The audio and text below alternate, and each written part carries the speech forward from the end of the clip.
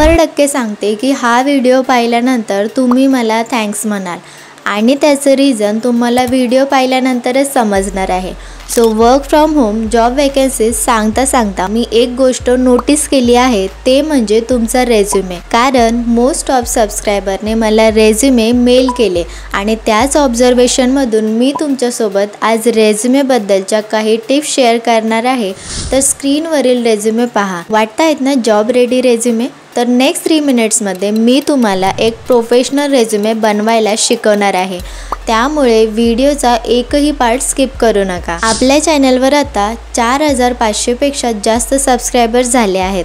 तर तुमच्यापैकी कुणालाही असा कधी प्रश्न नाही पडला का की माझं या सर्व कंपनीजमध्ये सिलेक्शन कसं होतं? इवन मी इंटरव्ह्यू देखील क्लिअर करते। इन शॉर्ट, माझा रेझ्युमे नक्की शॉर्टलिस्ट होतो कसा, याचे सिक्रेट्स मी तुम्हाला शेअर करणार आहे।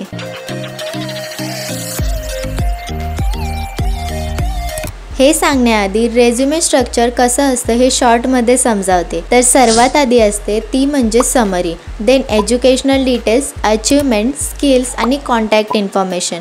या 5 मोस्ट इम्पॉर्टंट गोष्टी तुमच्या रेझ्युमेमध्ये असायलाच हव्या।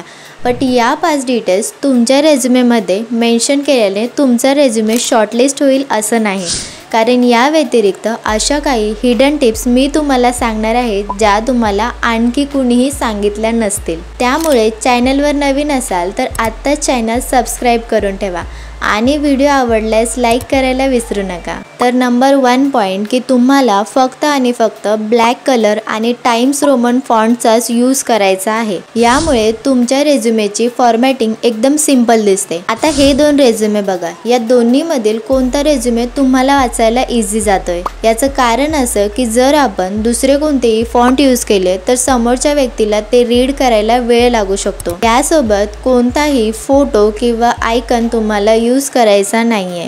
नंबर 2, तुम्हाला पूर्ण रेझ्युमेमध्ये एकच फॉर्मॅट यूज करायचा आहे। जसं मी तुम्हाला फॉन्ट्सबद्दल सांगितलं आहे, सेम तेच तुम्हाला न्यूमेरिकलसाठी सुद्धा फॉलो करायचं आहे। फॉर एक्झाम्पल, तुम्ही जर आधी अशी डेट मेन्शन केली असेल तर तुम्हाला नंतर ती 1 जानेवारी 2025 मेन्शन करता येणार नाही। थर्ड म्हणजे तुम्हाला रेझ्युमेमध्ये जे काही मेन्शन करायचं आहे ते तुम्ही एकाच पेजवर मेन्शन केलं पाहिजे। मीन्स तुमचा रेझ्युमे एकच पेजवर असला पाहिजे। याचं कारण असं आहे की जेव्हा तुमच्या रेझ्युमेची स्क्रीनिंग होते तर तुमच्या रेझ्युमेचा फक्त फर्स्ट पेजच पाहिला जातो। त्यामुळे प्लीज हे नोट करून ठेवा की तुम्हाला रेझ्युमे एकच पेजचा बनवायचा आहे। नेक्स्ट म्हणजे तुम्हाला बुलेट पॉईंट्सचा यूज करायचा आहे। ग्रॅमॅटिकल एरर्स अवॉइड करायचे आहेत। मी नेहमी व्हिडिओमध्ये सांगत असते की फॉर्म पुन्हा एकदा चेक करूनच तुम्हाला सबमिट ऑप्शनवर क्लिक करायचं आहे, बिकॉज फॉर्म फिल करणं हीच आपली फर्स्ट स्टेप असते जॉबसाठी।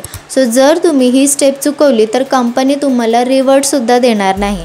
सॉफ्टवेअर डायरेक्टली तुमचा रेझ्युमे रिजेक्ट करू शकतात, त्यामुळे आपल्याला स्पेलिंग मिस्टेक टाळायच्या आहेत। तुम्ही जर माझे सर्व व्हिडिओ आतापर्यंत पाहिले असतील तर तुम्हाला माहीतच असेल की मी रेझ्युमे अपडेट करूनच तुम्हाला जॉबसाठी अप्लाय करा सांगते। रिझन असं की तुम्हाला JDच्या अनुसार तुमचा रेझ्युमे बनवायला हवा।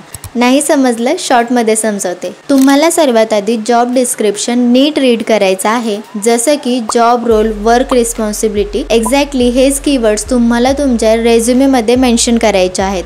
मग ते तुम्ही कोणत्याही सेक्शनमध्ये मेन्शन करू शकता। 2025 चालू झाला आहे, त्यामुळे तुमचा रेझ्युमे ॲन्युअली तर कोणी पाहत बसणार नाहीये। त्यासाठी कंपनी ATS सॉफ्टवेअर यूज करत असते, म्हणजेच ऑटोमॅटिक ट्रॅकिंग सिस्टम। आणि हे क्लिअर केलं तरच HR पर्यंत तुमचा रेझ्युमे जातो। तर ॲज पर ATS रेझ्युमे बनवण्यासाठी मी सेपरेट व्हिडिओ बनवला आहे, तुम्हाला नक्की हेल्पफुल होईल। लिंक तुम्हाला डिस्क्रिप्शनमध्ये मिळून जाईल।